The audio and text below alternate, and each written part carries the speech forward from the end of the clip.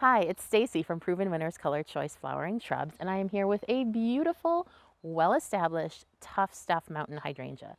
This is a fantastic hydrangea that has pink or blue flowers in the summer, but it's more cold tolerant than most of the big leaf hydrangeas that people think of. But one of the questions we get, because they do tend to flower so well even in cold climates, is what do I do with all of these flower heads? A lot of people know that you can't prune mountain hydrangeas or big leaf hydrangeas.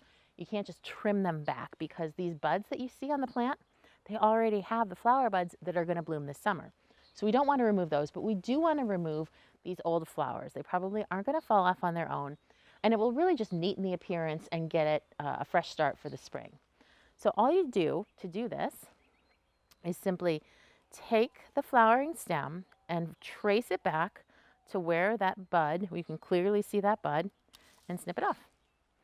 And obviously this is going to take a little while because there's quite a few of them, but it's a pretty relaxing job and a nice way to spend an early spring day. Just make sure you're not cutting anywhere there's a bud and you'll be fine. Okay, all of the old flowers have been removed. You can see we haven't cut into any of these buds that contain the flowers for this summer. And we're ready to just sit back and let it do its thing. If you have any questions, leave a comment on this video, or you can contact us at provenwinners.com/feedback.